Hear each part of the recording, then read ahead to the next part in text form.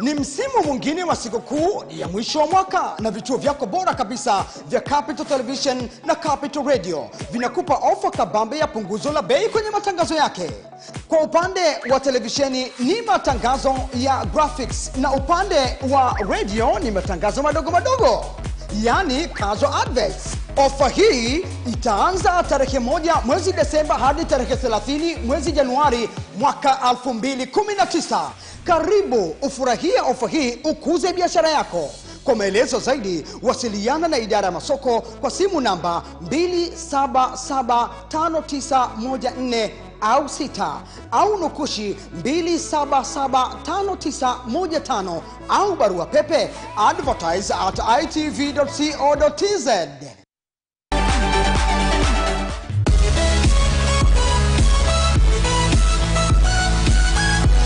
Innovation brings you the latest technology solutions and startups in various industries such as business, health,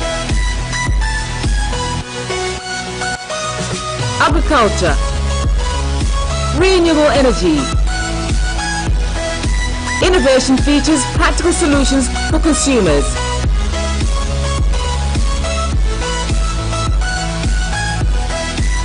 On Tuesday at 7 p.m. only on Capital Television.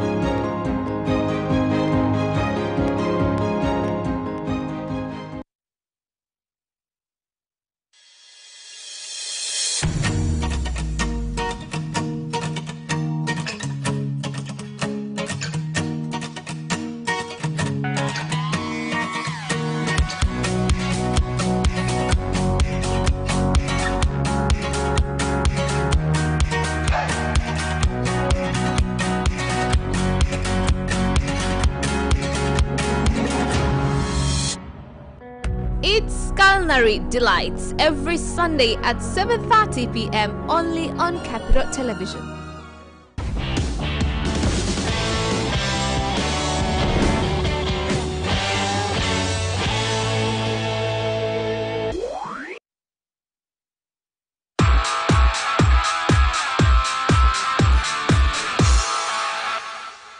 Watching Out and About. And you're all very welcome. Karibuni sana.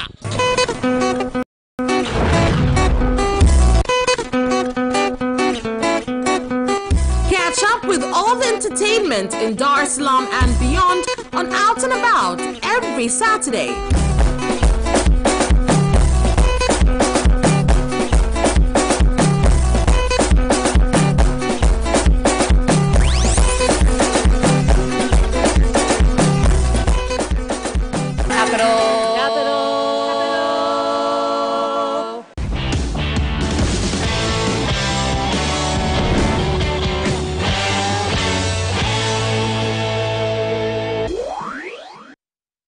Kitabu cha Dr. Reginald Abraham Mengi kitwacho I Can, I Must, I Will sasa kinapatikana kwenye maduka ya kuuza vitabu yafuatayo: Dar es Salaam, A Novel Idea, Slipway Msasani, Yacht Club Road, Msasani Peninsula, The Book Cave, Mbezi Rainbow, Social Club, Ara Museum Offices, Ikunda Bookshop, Kariakoo mtaa wa Mhunda, House of Wisdom, Mezzanine nambari 22, NHC House, Samora Avenue, Dar es Salaam, MacBooks and Brains, Mlimani City Mall, duka nambari 44, Dar es Salaam, TPH Books, barabara ya Samora, Elite Bookstore, Mbezi njia panda Goba, Mlimani Bookshop, Kariakoo mtaa wa Sikukuu na Lindi. Timiza malengo, Ubungo Kona, Chuo Kikuu. Bookmart Online Shop, Instagram, Bookmart TZ, Twitter, Bookmart 1. Jamani Investment Limited, Nyerere Road, Airport Terminal 2. Shinyanga, Kahama Bookshop Center, mtaa wa Lumerezi. Arusha, Kase Bookstore, mtaa wa Sekei. A Novel Idea, TFA Center, Arusha, Tanzania. Dodoma,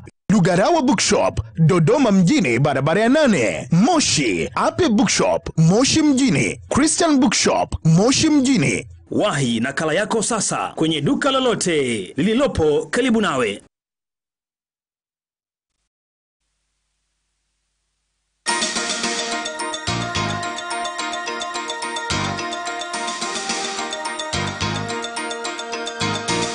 In Capital News tonight, President Magufuli expresses dissatisfaction on how revenue is collected. Fight against corruption in Uganda lagging due to poor funding. Yanga in process of pressing charges against TFF president. Good evening, this is Capital News at 9:30. My name is Vanessa Victor. Let's get started with the national news. The President of the United Republic of Tanzania, Dr. John Pombe Magufuli, has said that he is dissatisfied with how revenue is collected and directed the work be done to enable increase of revenue, as well as blocking all avenues through which revenue is lost. President Magufuli made this directive when speaking at a meeting which brought together leaders of Tanzania Revenue Authority, some ministers, regional commissioners, and permanent secretaries. Nimechapisha vitambulisho mimi mwenyewe. Ngoja niwaonyeshe vilivyo. I have published the identity cards myself. This is how they will look like. And these IDs have secret code. In order to identify the legitimacy of this card, one needs to use ultraviolet light. They are written identity card for small entrepreneur, issued by the President's Office, TAMISEMI, for TRA users. This means that once a small entrepreneur uses this ID, shall not be disturbed by anybody. My fellow political leaders, if you will find any person with this ID with a business of less than 4 million, the value of his small business, do not disturb them. And councils should not collect any money from them. Treat this man as a king. Ukiambiwa umwachie, despite their political affiliations with any party, just arrest them. I am the chairman of our party. I commend the leaders of Kilimanjaro region. They collect taxes regardless of political stance. Let us reach a stage that every leader becomes responsible with their work. There is no time to spare. uwe kafu lipa kodi. One woman aged over 80 years old has lost her life after heavy rains accompanied by strong winds swept away roofs and completely destroyed some houses in Kipeta village, Sumbawanga district in Rukwa region, leaving 49 people injured and over 330 wards with nowhere to live.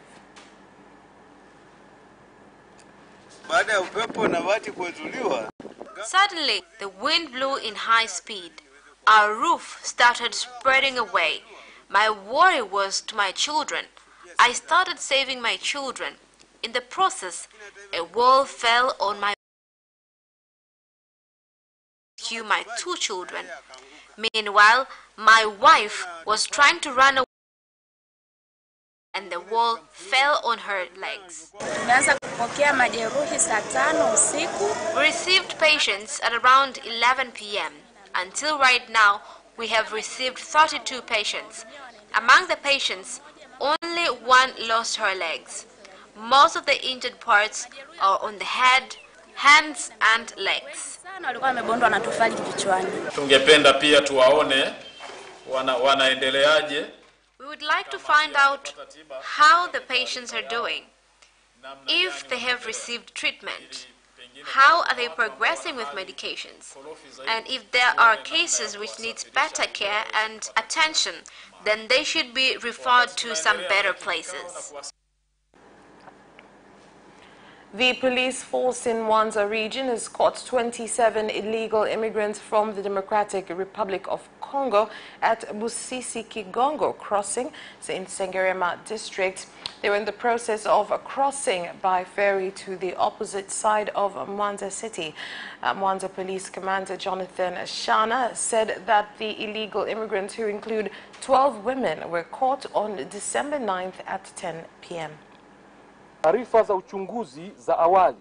With the initial investigations, these illegal migrants are citizens from DRC. The police force in Mwanza region is proceeding with investigations to identify on how they entered the country without being noticed, which border they passed through to enter our country, who are their agents to help these people enter the country. We also contacted medical practitioners to find out their health statuses. Ndizo incubation period ya ugonjwa wa Ebola. 21 days are incubation period for people with Ebola.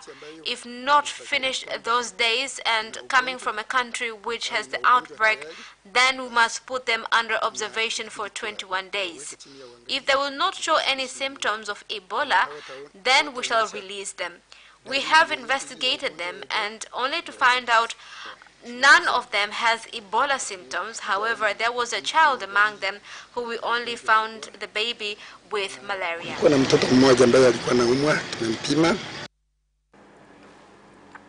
The Prime Minister, Kassim Majaliwa, has said that the fifth phase government will continue to respect the foundations of good governance and that the government will not tolerate any actions of a leader in a public sector who violates these regulations and puts his own interests first instead of that of the public. The Prime Minister made those remarks today during an event that was organized to mark Human Rights Day, which was marked in Dodoma at the national level. At the event, the Prime Minister urged all leaders to abide by the laws and procedures during discharge of their duties, as that is the only way to avoid a conflict of interest.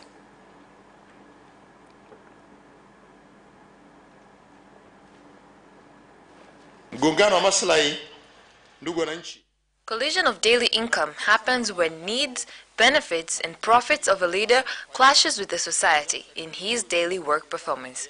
This is against good leadership policy which our country is following since started by the father of our nation, Mwalimu Julius Kambarage Nyerere. Our fifth phase government will continue to honor morals of our country, control corruption, and it won't be able to bear with anyone, be it a leader or a citizen, who participate in breakage of this great leadership, in acceptance of corruption. Utawala bora, udhibiti wa kupambana na rushwa. Residents of Gairo district are experiencing water shortage after unknown individuals sabotaged water infrastructure by cutting the main pipe that is depended upon for clean and safe water in Gairo town and then disappeared, causing a significant inconvenience. Tunayo changamoto kubwa ya maji katika wilaya yetu ya Gairo. We have a big water challenge in Gairo. Yesterday, citizens called saying the big water pipe bringing clean, safe water from the hills, known as Msisereko water, was broken. That and another small water pipe. This has brought a big clash to the Gairo citizen. This act, which was done by unknown people, has brought a big clash here in Gairo. and I've asked the OCD to immediately make sure he captures the ones responsible wherever they will be. Maji mpaka wiki mbili, wengine wiki tatu, wengine mpaka miezi miwili. Na watu wao wanadanganya kwamba ukija huku milimani watu wamelima bangi, maji hamna. There are people lying. When you come up here the hills, they cultivate weed. But as you can see, there's a lot of water. Even the 6.8 billion, which was given to be overlooked by the company of Serengeti, it should have been brought here as well. We believe now in Gariro, water problem would have been history. Pupils from various primary schools of Uganda have emerged as the winners of a spelling bee, which involved various countries in East Africa. The spelling bee contest was organized by the Prepare Africa Foundation, and the goal of the contest was to help pupils more easily recognize letters which form English words.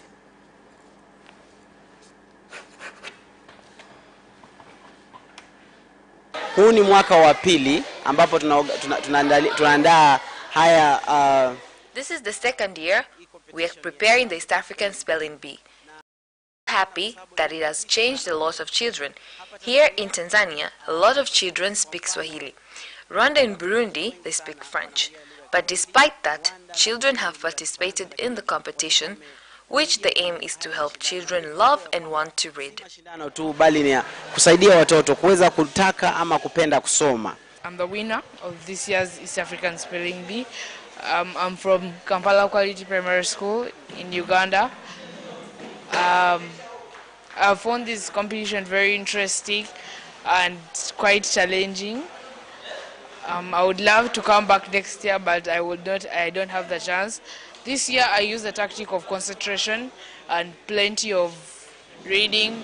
The second winner, I'm from Uganda, Aga Khan Primary School. I found this spelling bee competition interesting and also tight. And the tactics I used to come all the way to this level, I trusted in God and I kept my hopes up, and I never gave up on my dream. When I started the grade 5, I wanted to try hard to win the spelling bee competition from my school. So last year I came third, but then in the East African competition I came out. So then I tried it again this year. So I came till here. It was very challenging because I used to sleep late at night because I used to study so much, and I should learn new words every time and their meaning so I don't forget them. And on a sadder piece of news, a 50-year-old woman who was raped and had her eyes punctured has come out in public to ask for assistance.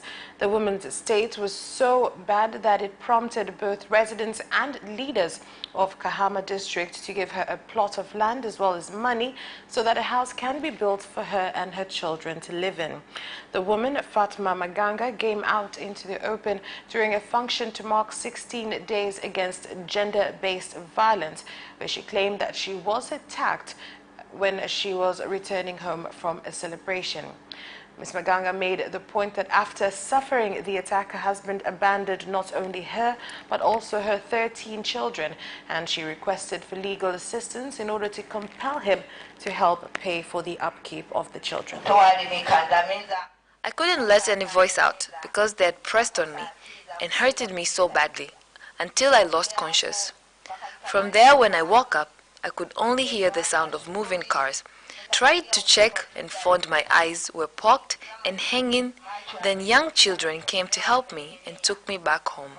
Just another thing to say, I'm asking for help from all of you who are here. My children have no one to educate them. And as you can see my situation which I have now. I've been touched and I'm going to give her land which already has landmarks marked on it, which can be used to build for her a house.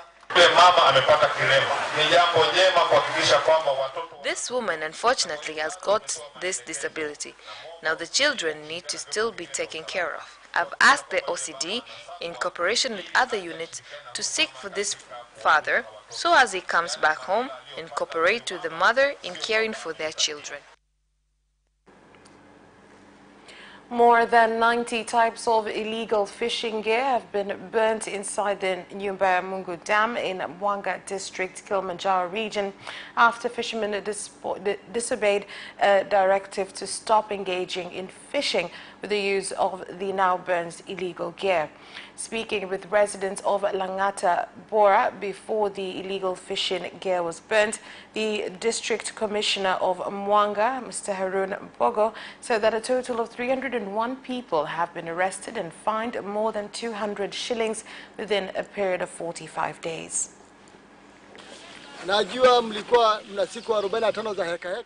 I know you had 45 days of ups and downs movement because you had people come here who didn't know your names or faces. We came with some of the government people in fighting against illegal fishing. Let's stop being selfish and looking only at what we get in at this particular moment, but engage ourselves in continuous fishing activities.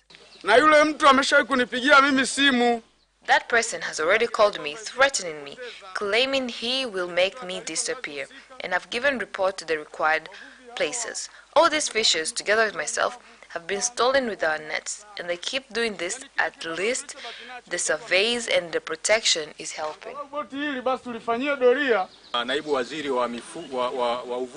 Deputy Minister of Fishery in Kagongo promised that we, the Council, should communicate to the Ministry and see the possibility on getting better fishing nets. So we will do the process of getting these nets and arrange for a pricing, which we will get the list of those in need of those nets. That is all for national news. International news is up next.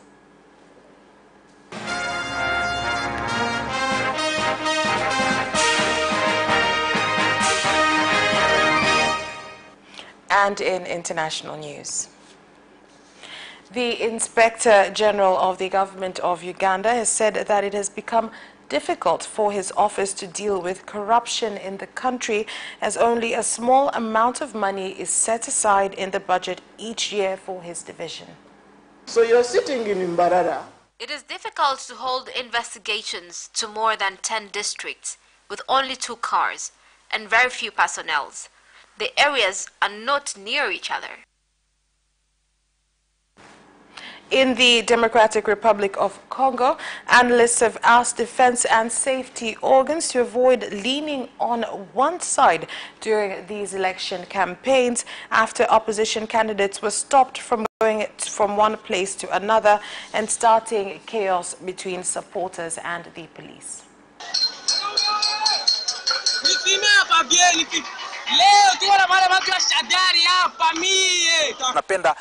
Government yetu, jeshi letu. We want our government, the police force, and everybody involved in the security affairs of this country to make sure that every candidate get the right to do campaigns before elections, so that the favorable ones can get the chance to win. The stand of the African Parliament is to cooperate with Africans in the continent to make sure that all nations fulfill Paris Agreement that directs them to fulfill their commitments in financing environmental projects. It is obvious that the developed countries are failing to do so, especially America. Africa is highly affected by climate change. We are calling on the ones sitting on the table and discuss the welfare of African continent should clearly present the environmental grievances and demands of all African countries. Because we are affected by climate change from environmental destructions done by the industries of the developed countries. Na nchi zinazoendelea ni waathirika wa matokeo ya maendeleo ya viwanda ya nchi zilizoendelea. That is all for international news, but do stay with us. We'll be back with business news after this break.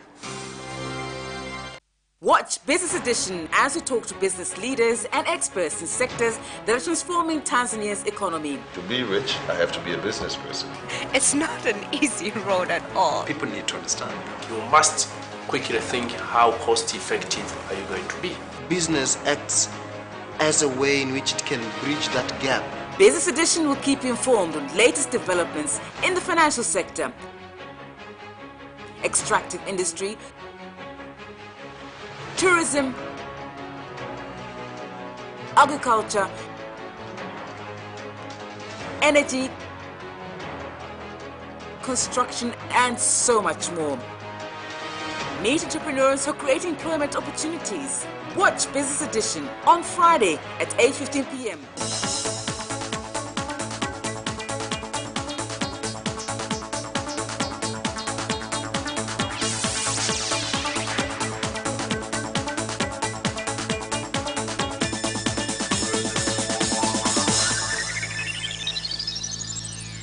Welcome back, and in business news.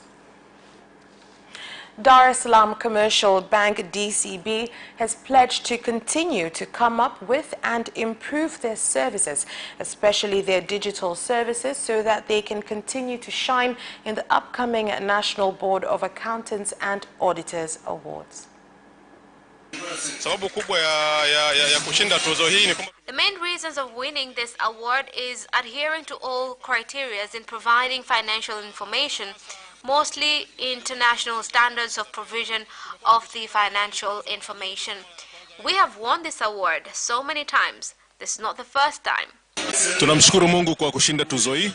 We thank God for this award because this carries a lot of meaning, including showing our strength in the market from the services we provide to our clients.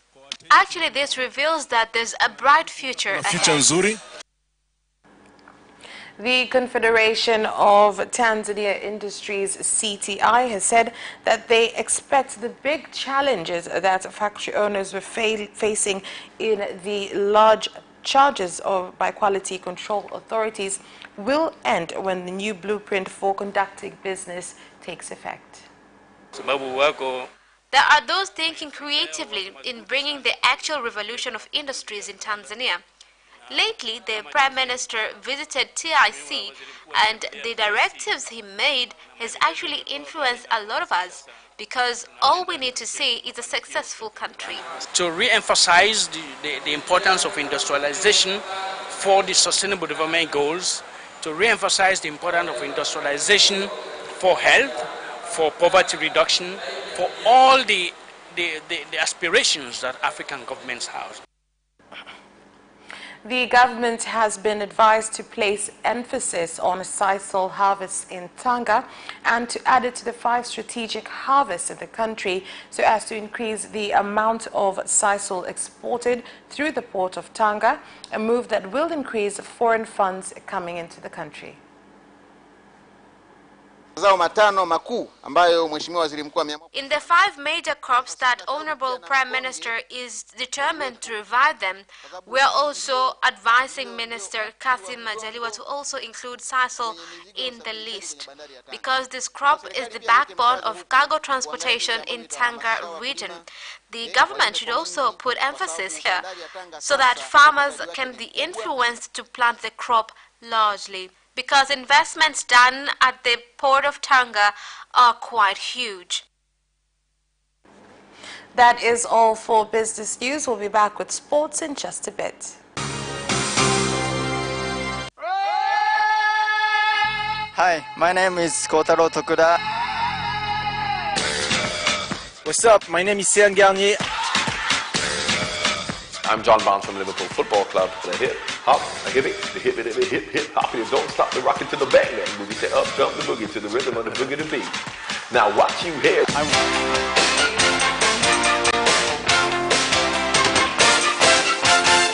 And in sports. Younger Branch's elders say they're in the process of pressing charges against the Football Federation President Wallace Karia, claiming that he has been against their club constantly, with the best players being called directly. After the competition, we will select the best players who will join the national team and strengthen the former one, because we are proceeding with the same national team. We will add some players and remove some.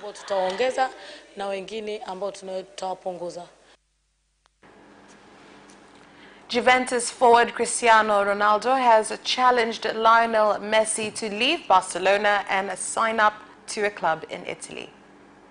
Portugal international Ronaldo joined Serie A champions Juventus from Real Madrid in a £99.2 million deal in the summer. Ronaldo and Argentina forward Messi, who is 31 years old, have long been regarded as the world's best players, each winning 5 Ballon d'Or awards before Real Madrid's Luka Modric claimed this year's prize. "I would like him to come to Italy one day," said Ronaldo, who's 33 years old. Ronaldo spent 9 seasons at Real Madrid after arriving from Manchester United in 2009, with Messi having spent his whole career at La Liga rivals Barcelona.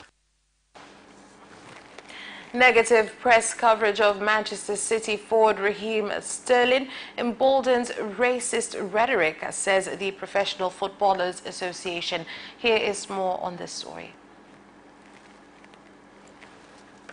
24-year-old Sterling posted on Instagram on Sunday saying newspapers are helping to fuel racism by the ways in which they portray young black footballers. Sterling was allegedly racially abused during City's 2-0 defeat at Chelsea. It is evident that he's often singled out and treated more harshly than his colleagues, said a union statement. Chelsea and the Metropolitan Police are investigating the claims from Saturday's Premier League match at Stamford Bridge. And that sports item ends our news bulletin. On behalf of everyone who worked to prepare this bulletin for you, thank you for watching and have a good night.